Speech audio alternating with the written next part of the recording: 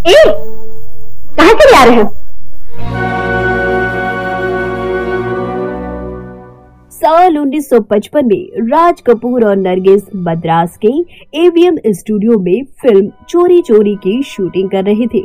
तब तक राज कपूर एक दूसरी अभिनेत्री यानी पद्मिनी में दिलचस्पी लेने लगे थे, जो कि उसी स्टूडियो में एक दूसरे सेट पर अपनी फिल्म की शूटिंग कर रही थी। पद्मिनी को लेकर राज कपूर और नरगिस के बीच झगड़े शुरू हो गए थे। लगभग इसी समय नरगिस ने तय कर लिया था कि अब बहुत हो चुका है। उन्होंने महबूब खान की नई फिल्म मदर इंडिया में काम करने का फैसला कर लिया। जंगली? हाँ, जंगली। सालों पहले महबूब की फिल्म से ही नरगिस ने अपने करियर की शुरुआत की थी और तब तक महबूब हिंदी फिल्म इंडस्ट्री में काफी विख्यात हो चुके थे। इस रोल के जरिए नरगिस पूरी दुनिया को दिखाना चाहती थी कि वो राज कपूर कैंप से बाहर निकल आई हैं। मदर इंडिया से पहले साल 1940 में महबूब इसी विषय पर औरत नाम की फिल्म बना चुके थे। टीजीएस जॉर्ज नरगिस की जीवनी the life and times of Nargis में लिखते हैं कि महबूब को मदर इंडिया की प्रेरणा साल 1937 में बनी एमजीएम की फिल्म द गुड अर्थ से मिली थी। एस बक इसकी लेखिका एक चीनी किसान परिवार का चित्रण करते हुए स्वार्थ रहित मां की तकलीफों और दुखों का चित्रण गजब की संवेदनशीलता के साथ इस फिल्म में किया था। फिल्म देखकर हजारों दर्शकों की तरह रोए महबूब खान को ये तुरंत अंदाजा हो गया था कि ये फिल्म चीन की तरह भारत में भी प्रासंगिक रहेगी। उनके असिस्टेंट बाबू भाई मेहता ने मैक्सिक गोरकी के उपन्यास मदर से भी इसकी प्रेरणा ली थी। पर्ल बक और गोरकी की कहानियों और गुजरात में अपने अनुभवों का सम्मिश्रण करते हुए महबूब ने औरत फिल्म बनाई थी, जिसने पहली बार सिनेमा के पर्दे पर भारतीय नारीत्व का प्रामाणिक चित्रण दिखाया था। राज कपूर से अलग होने के बाद नरगिस ने पहली फिल्म मदर इंडिया साइन की थी। महबूब ने इसके हीरो के तौर पर दिलीप कुमार को साइन किया था। राज कपूर कभी नहीं चाहते थे कि नरगिस दिलीप कुमार के साथ कोई फिल्म करे। अगर महबूब की योजना सफल हो गई होती तो न उन्होंने सुनील दत्त को साइन किया होता और न ही वो नरगिस की जिंदगी में आते। महबूब के साथ हुई मंत्रणा में दिलीप कुमार ने सुझाव दिया कि फिल्म में नरगिस के बेटे के रोल को फिर से लिखा जाए और वो फिल्म में डबल रोल करें, पहले भाग में नरगिस के पति का और दूसरे भाग में उनके बेटे का। महबूब इस सुझाव को मान गए और उसी हिसाब से उन्होंने कहानी में परिवर्तन करने शुरू कर दिए थे। दिलीप कुमार भी इस रोल के लिए जरूरी खास विग बनवाने लंदन चले गए थे, लेकिन दिलीप की अनुपस्थिति में महबूब के लेखकों ने अपना विचार बदल डाला। उन्होंने महबूब को मूल कहानी पर फिर से काम करने के लिए मना लिया। जब लंदन से लौटने के बाद दिलीप कुमार को ये सब पता चला तो उन्होंने फिल्म से निकल जाने का फैसला कर लिया। नरगिस ने इस फिल्म में अपने जीवन का सर्वश्रेष्ठ अभिनय किया था। इस फिल्म में एक महिला की एक युवा पत्नी से एक बूढ़ी महिला बनने की कहानी बुनी गई है, जिसमें रोमांस के साथ साथ महिला के संघर्ष और दृढ़ता की कहानी बताई गई, जिसे अपने खुद के बेटे को गोली मारने से परहेज नहीं होता। टीजीएस जॉर्ज नरगिस की जीवनी में लिखते हैं, इस रोल से नरगिस को पूरे भारत में क्या पूरी दुनिया में बहुत ही ख्याति मिली। उनको कार्लोवी वारी पुरस्कार से सम्मानित भी किया गया और जब दिलीप कुमार से पूछा गया कि नरगिस की 3 सर्वश्रेष्ठ फिल्में कौन सी हैं, तो उन्होंने जवाब दिया, नरगिस की सबसे अच्छी फिल्म थी मदर इंडिया। उनकी दूसरी सबसे अच्छी फिल्म भी थी मदर इंडिया और उनकी तीसरी सबसे अच्छी फिल्म भी थी मदर इंडिया। इस फिल्म का एक नकारात्मक असर भी हुआ कि इसने नरगिस को इस तरह से टाइपकास्ट कर दिया था कि इस बात की कल्पना भी नहीं की जा सकती थी कि वो कभी इससे छोटा रोल भी करेंगी। मदर इंडिया के बाद उनके लिए हर रोल उनसे छोटा ही हो गया। मदर इंडिया रिलीज होने के 3 साल बाद साल 1988 में सुभाष झा ने इंडियन एक्सप्रेस में लिखा था, मदर इंडिया नरगिस के लिए वैसी ही फिल्म थी जैसे मार्लन ब्रांडो के लिए गॉडफादर और जूली एंड्रयूज के लिए द साउंड ऑफ म्यूजिक। इस फिल्म में नरगिस की भूमिका और फिल्म आपस में उतनी गुंथ गई कि दोनों को अलग अलग करना लगभग नामुमकिन सा हो गया था। नरगिस ने खुद स्वीकार किया कि मदर इंडिया करने के बाद उनके लिए कोई और रोल करना असंभव हो गया। दिलचस्प बात ये थी कि जब नरगिस ने ये रोल किया था तो उनकी उम्र थी मात्र 28 साल।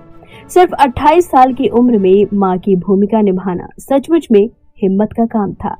महबूब खां को मदर इंडिया में दिलीप कुमार का विकल्प ढूंढने में काफी मशक्कत करनी पड़ी थी। आखिर में ये रोल नरगिस से 1 साल जूनियर यानी सुनील दत्त को दिया गया। सुनील दत्त एक जमाने में रेडियो सिलोन के लिए काम किया करते थे और फिल्मी सितारों का इंटरव्यू लिया करते थे। साल 1953 में उन्होंने फिल्म 2 बीघा जमीन के प्रीमियर पर कंपेयरिंग भी की थी। सफेद सूट पहने सुनील दत्त ने दर्शकों के बीच बैठे फिल्मी सितारों को एक के बाद एक मंच पर बुलाकर उनसे 2 शब्द कहने का अनुरोध किया था। उन सितारों में एक थी सफेद साड़ी पहने हुए, अपने बालों में चमेली के फूल लगाए नरगिस। ये उनकी पहली मुलाकात थी। इन दोनों सितारों में से किसी ने ये कल्पना भी नहीं की थी कि 5 सालों के अंदर ही वो एक दूसरे के पति पत्नी होने वाले हैं। सुनील दत्त को राष्ट्रीय पहचान तब मिली जब B.R. चोपड़ा ने उन्हें अपनी फिल्म एक ही रास्ता में साइन किया था और तभी पहली बार महबूब खां की नजर उन पर पड़ी थी।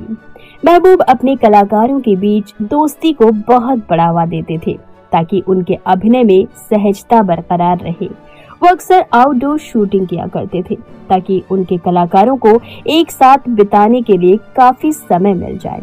नरगिस ने भी अपने 2 सह अभिनेताओं सुनील दत्त और राजेंद्र कुमार के साथ काफी समय बिताया। महबूब ने फिल्म के सिनेमेटोग्राफर फरदीन ईरानी को बाढ़ की शॉट लेने के लिए खास तौर से उत्तर प्रदेश भेजा, जहां उन दिनों बाढ़ आई हुई थी। फिल्म की अधिकतर शूटिंग महाराष्ट्र और गुजरात की लोकेशन पर हुई थी। तभी एक ऐसी घटना घटी जिसने नरगिस को सुनील दत्त के बहुत ही करीब ला दिया। दरअसल गुजरात में मदर इंडिया के मशहूर आग के सीन की शूटिंग हो रही थी। उसमें पुआल के एक ढेर में आग लगाई जानी थी ताकि उसमें छिपे सुनील दत्त बाहर आ सके।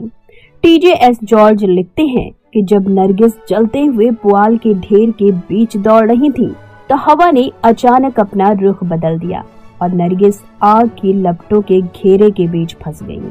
सुनील को जैसे ही इसका अंदाजा हुआ वो आग की लपटों के बीच दौड़ते हुए चले गए और बुरी तरह से घबराई नरगिस को आग की लपटों से बचाकर बाहर ले आए।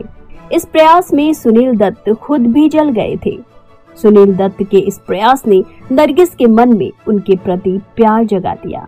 बाद में नरगिस ने अपनी डायरी में लिखा, अस्पताल में हमें पैथोडीन के इंजेक्शन दिए गए जिससे हमारा दर्द कम हो गया और हमें नींद आ गई। जब भी कोई मेरे पास आता मैं उससे यही पूछती थी कि सुनील दत्त कैसे हैं। मैं जानती थी कि मुझसे ज्यादा बेचैन सुनील थे। 2 मार्च को मैं उन्हें देखने उनके कमरे में गई। उनका चेहरा, पेट और हाथ सब जले हुए थे और वो काफी तकलीफ में थे। मैं उनके साथ पूरे दिन रही। उसके बाद मैं उनकी इस तरह देखभाल करने लगी जैसे वो मेरा हिस्सा हैं। कुछ दिनों में हालात ऐसे हो गए कि मैं उनसे 1 मिनट भी दूर नहीं रहना चाहती थी। ये मेरे जीवन के सबसे हसीन दिन थे। इस बीच एक और घटना हुई जिसने सुनील दत्त और नरगिस को और भी करीब ला दिया। एक बार शूटिंग के दौरान नरगिस को लगा कि सुनील दत्त बहुत उदास हैं। जब नरगिस ने इसका कारण पूछा तो सुनील ने बताया कि उनकी बहन रानी बाली को टीबी है और वो एक बहुत ही कठिन जीवन जी रही हैं। नरगिस चुपचाप वहां से उठी और सुनील दत्त के फ्लैट पहुंच गई। वहां से वो रानी को अपनी फैमिली डॉक्टर के पास ले गई। उन्होंने उनके बच्चों को भी तब तक अपने घर में रख लिया जब तक कि रानी पूरी तरह से ठीक नहीं हो गई।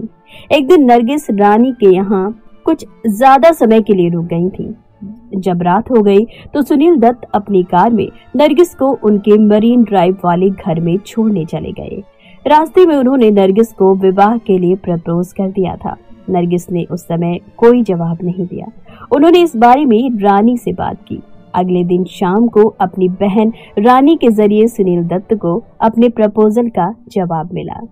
कई सालों बाद सुनील ने अपने एक पत्रकार दोस्त पी.के. रविंद्रनाथ को बताया था कि अगर उनकी मां ने एक मुस्लिम बहू को स्वीकार करने में जरा भी झिझक दिखाई होती तो शायद उन्होंने नरगिस से विवाह नहीं किया होता।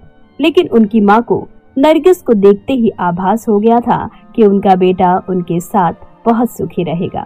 उन्होंने उन दोनों को अपना आशीर्वाद दे दिया। 25 अक्टूबर 1957 को बम्बई की लिबर्टी सिनेमा में मदर इंडिया का प्रीमियर हुआ। उस समय सुनील दत्त वहां मौजूद नहीं थे।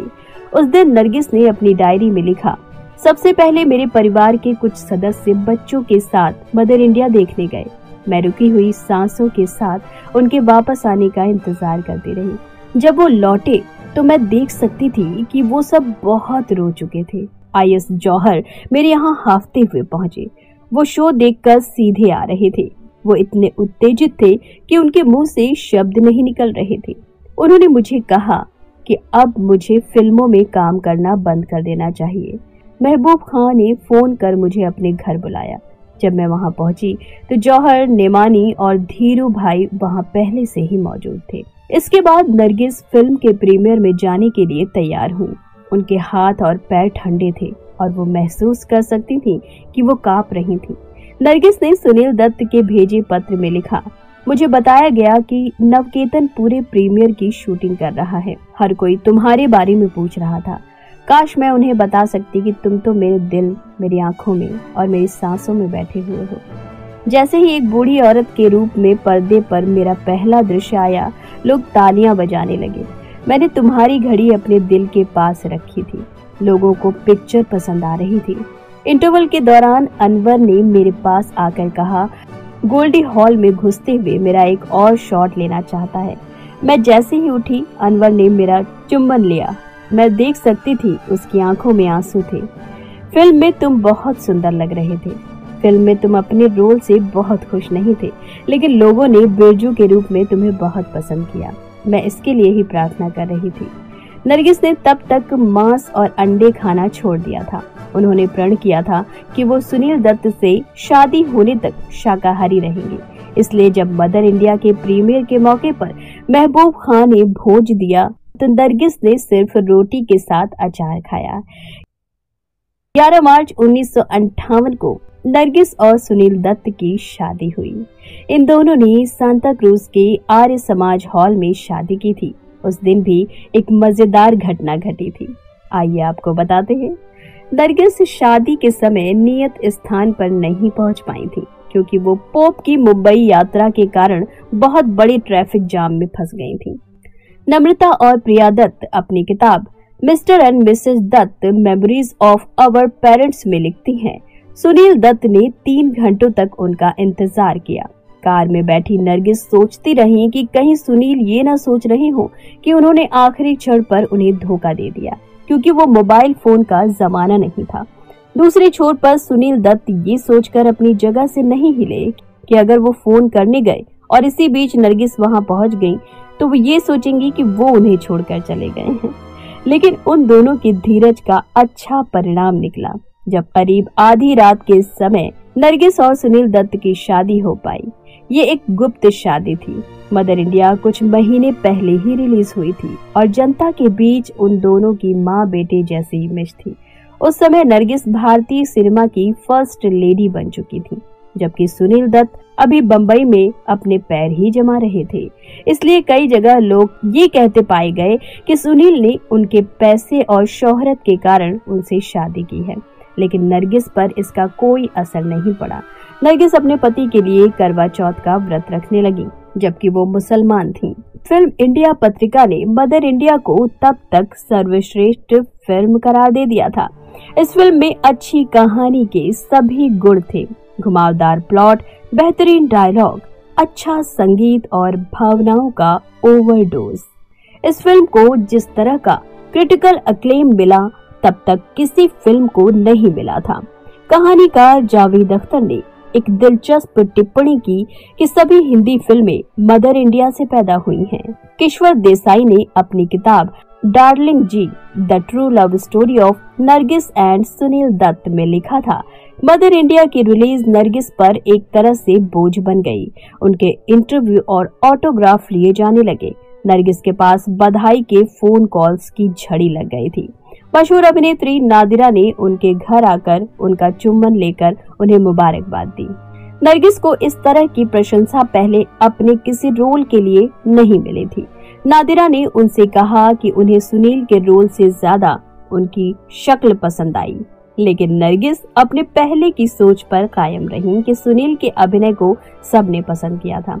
दिल्ली में मदर इंडिया के प्रीमियर में प्रधानमंत्री जवाहरलाल नेहरू ने शिरकत की थी। उसी साल नरगिस को फिल्मों में उनके योगदान के लिए पद्मश्री से सम्मानित भी किया गया था। साल 1957 में मदर इंडिया को विदेशी भाषा श्रेणी में ऑस्कर के लिए नामांकित किया गया। उन्हें उस साल फिल्म फेयर ने मदर इंडिया में अभिनय के लिए सर्वश्रेष्ठ अभिनेत्री का पुरस्कार भी दिया था। तो दोस्तों, आपको हमारा ये वीडियो कैसा लगा हमें कमेंट बॉक्स में जरूर बताइएगा। और हाँ, हमारे चैनल को लाइक और सब्सक्राइब भी जरूर कर लीजिएगा ताकि नेक्स्ट वीडियो की नोटिफिकेशन सीधे आप तक पहुंचे। तो इसी के साथ दीजिए सीमा शाही को इजाजत। नमस्कार। बेटा दे सकती हूँ, राज नहीं दे सकती।